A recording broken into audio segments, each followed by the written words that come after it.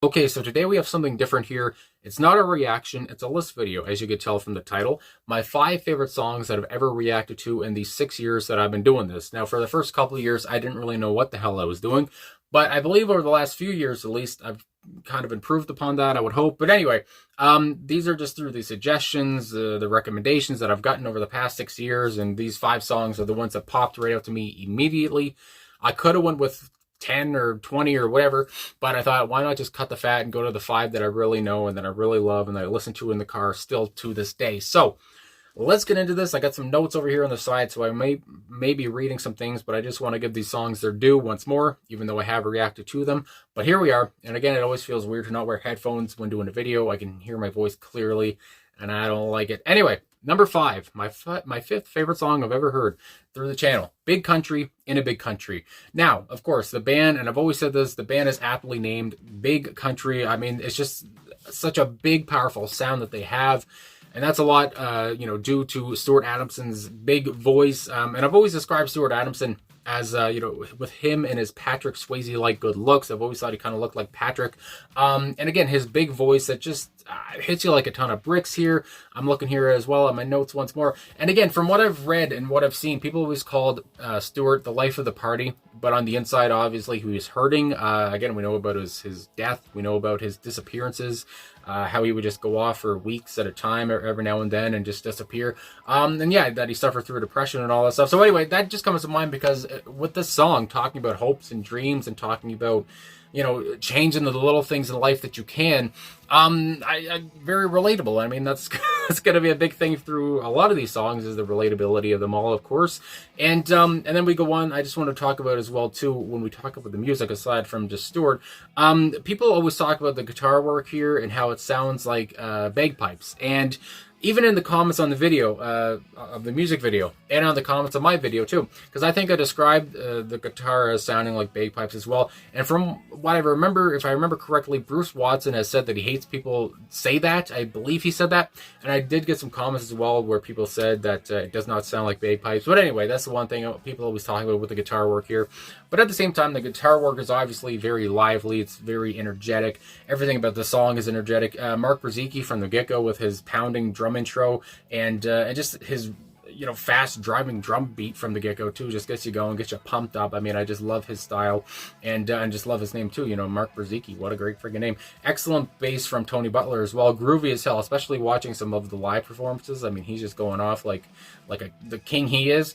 It goes, I like to say here too, it's a good time the whole way through. There's an absolute upbeat feel to the music and a feel of hope as well.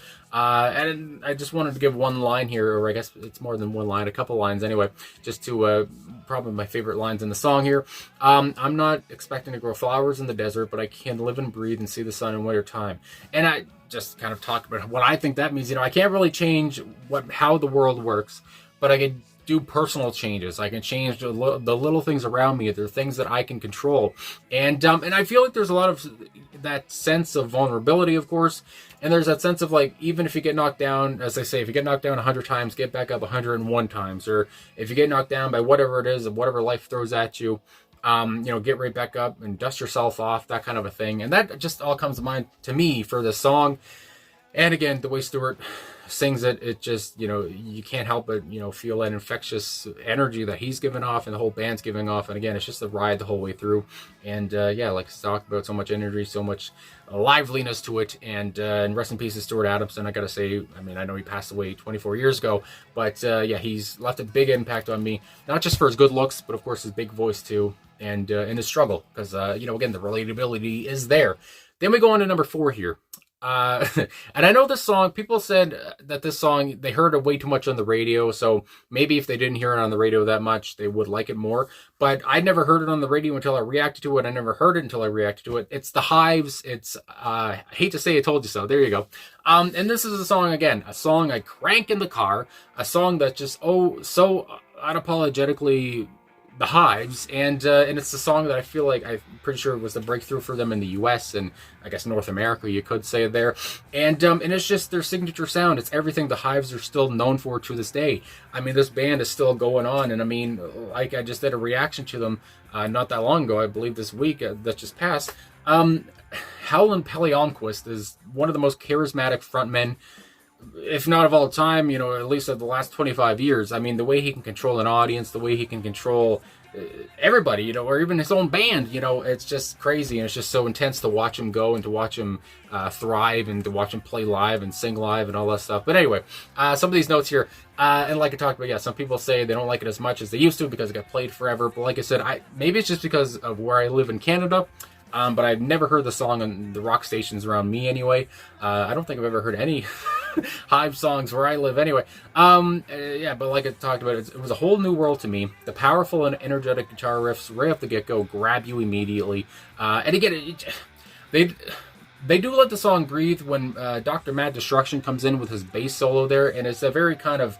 I guess in a way it's slow for the Hives anyway, and they let the song breathe there. But of course, the drum comes right back in, and then here comes Howlin' Pelly with his signature yelps and squeals and all that stuff. And I mean, when you talk about "Hate to Say I Told You So," I mean, it really just seems like a raw, energetic song about, again, being right, being confident. It's a rebellious anthem, and just about, not giving a fuck. I mean, at the end of the day, really, and just doing what you want. Again, like I described it over here on my notes, yeah, a rebellious anthem.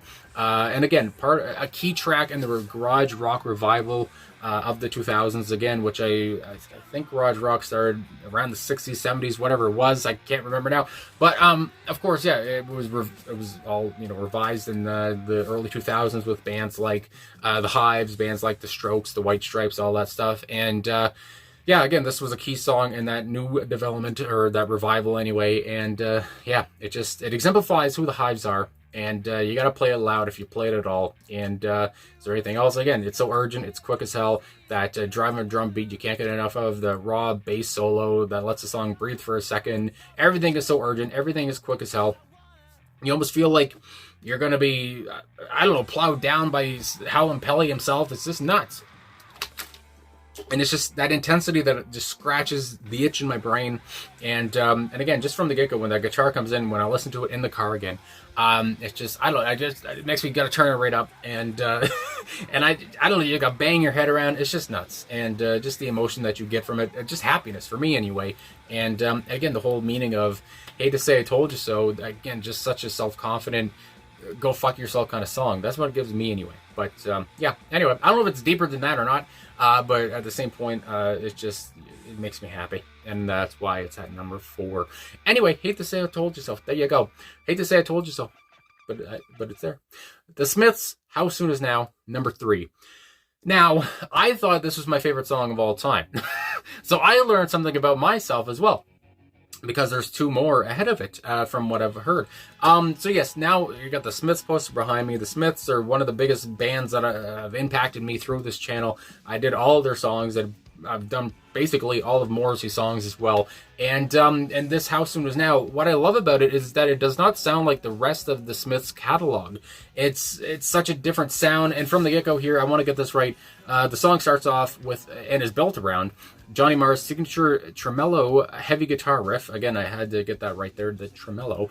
And it's hypnotizing the whole way through. And how that sound, it oscillates wildly. There's another Smith song there. But just, I don't know, in and out. And it's high, it's low, it's high, it's low throughout the whole thing. And the way Johnny Marr plays it, it's almost like, from the get-go too, when he slides it in, it sounds like a train coming into a train station, horn blaring. I mean, I don't know, it's nuts. And it just, again, grabs me. And it just, like I talked about, it's just hypnotizing the whole way through. And then we have the pounding drums from Mike Joyce here, the groovy bass lines from Andy Rourke, prominent and groovy from Andy Rourke there. And Andy Rourke, again, he was always somebody who, and I believe it was I think he said this as a quote, but I just remember somebody said it anyway. Maybe it was Andy himself. But he loved to play a song within a song. And that was happening again here. And like I talked about, this is kind of different from their usual style. And it just sticks out to me. And it's been my favorite Smith song ever since I listened to it. My God. Anyway, and then we, of course, have the typical introspective Morrissey lyrics about craving affection and love, while also dealing with shyness, anxiety, and all those things that Morrissey has talked about through the Smiths and through his solo stuff. And yeah, it's just, he was in his bag here. They were early in their careers as well. And I want to talk about one line here it's self-deprecating, and I don't know if you'd say darkly humorous or what, if it's dark at all, but I find it kind of humorous, but even though it's supposed to be sad, of course. But there's a club if you'd like to go. You could meet somebody who really loves you, so you go and you stand on your own, and you leave on your own, and you go home and you cry and you want to die. Again, trying to find somebody, and how soon is now? How soon is now? I want to meet my love tonight. I don't want to meet my... Soon is not soon enough. Soon is too far away. I need them in my life tonight. Again, Morrissey just craving that attention, just craving that love, that touch, whatever. It's Morrissey all over. And again, this is so early, not early, I guess, I forget when this came out, but the 80s anyway. And this is the kind of style that Morrissey built his lyrics around. And yeah, just craving that. You can feel the desperation. How soon is now? Well, when you say it's going to happen now, well, when exactly do you mean? I just love the lyricism here. I just love how his desperation, and I just love how he's not giving in at all, and how intense everything is. And again, the music never lets up. The lyrics are perfect, but so is the music. And it's just it's an unforgiving sound, as I said here too, and very, very loud. And again, another song that I just got to crank when I'm in the car, and that's a big that's a big point that always comes across for these 5 songs here. And that sound from the get-go just hits me like a ton of bricks, and a lot of these lyrics hit me like a ton of bricks. I mean, this is the first song here. The top 3 really are all kind of based around isolation, loneliness, I would say, as well, frustration. And that when I was putting it together, I was like, God damn, I'm a loser. These are my 3 favorite songs. But anyway, there it is, number 3, The Smiths, How Soon Is Now. And yeah, again, I was surprised. I thought I was going to like that the most, but there's 2 other ones. Holy moly. Here we go. No pauses. Let's just go on through. Number 2. It's The Replacements, Unsatisfied. This song changed my life. I gotta say, this song changed my life. And again, it's number 2. Holy moly.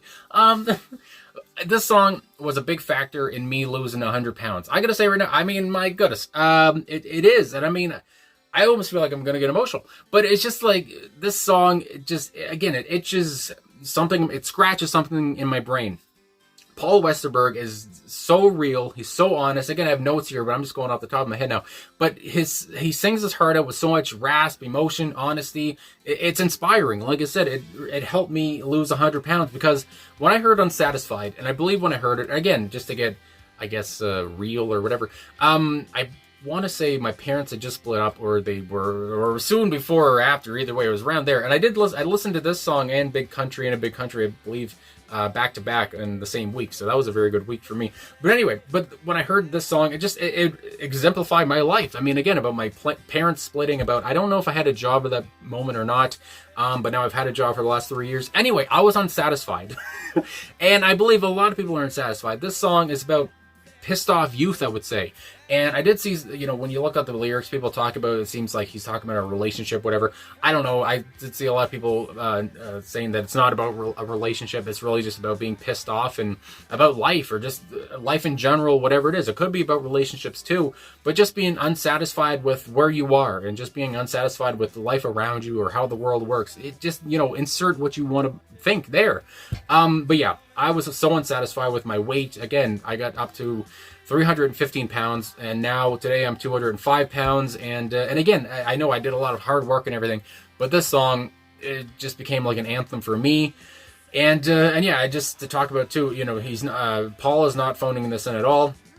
The song obviously came from a real place, and that really comes to me because the way he sings it. Again, and I don't know, I've never really known what he says from off the get-go. If he says drop, or, the first vocal he does is like, stop. I don't know if he says anything at all, but when I look at the lyrics, it never says anything. But to me, I'm like, is he saying drop?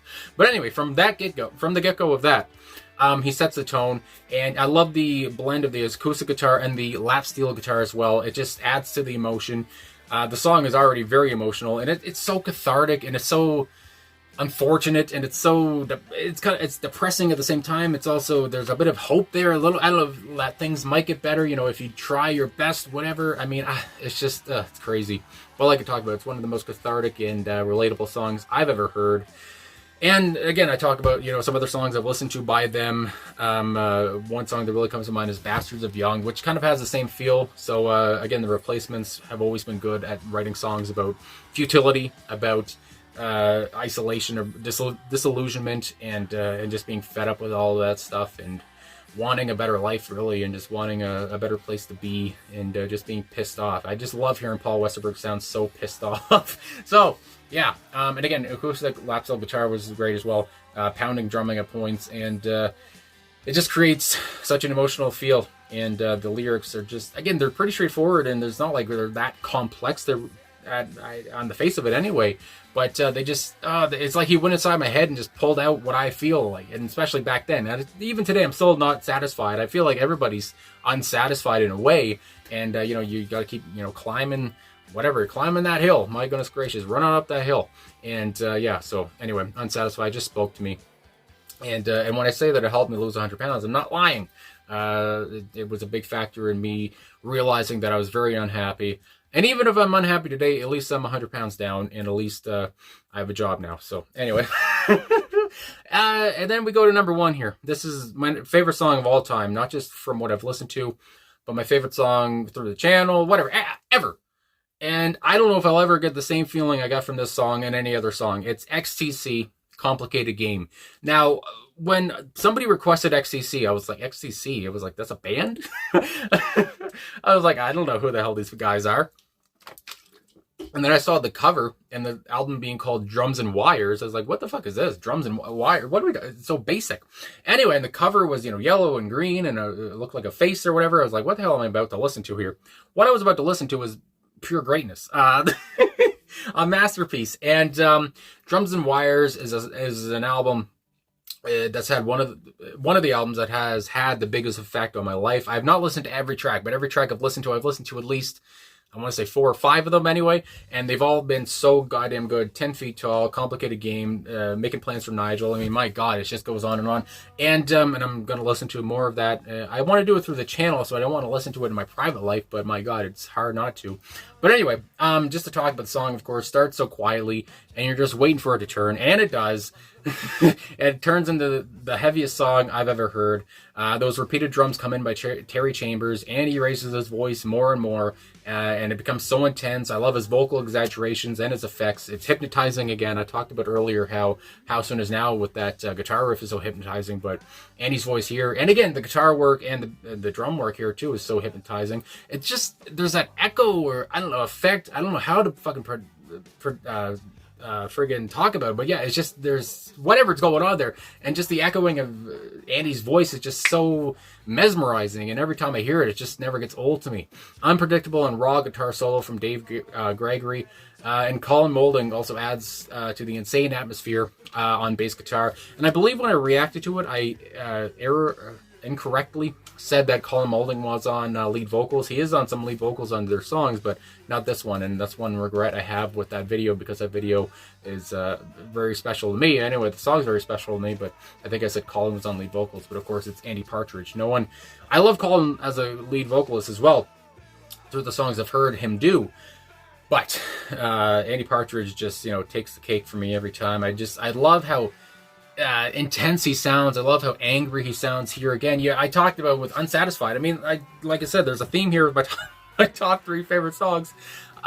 Futility, Fed Up, Confused, just, not knowing where the hell to go or do, or, go find help at. Where it's so, it's so futile, and it's just so sad. It's kind of depressing. There's no hope at all. What's the point kind of a feeling too. God asked me, should I put my world upon the left or the right, whatever, just to, I guess, summarize some of these lyrics. Should I put it on the left or the right? I said it really doesn't matter where you put the world, because someone will come along and move it, and it's always been the same. Again, it's just, these guys were so young, full of so much piss and vinegar, and they were just ready to take on the world.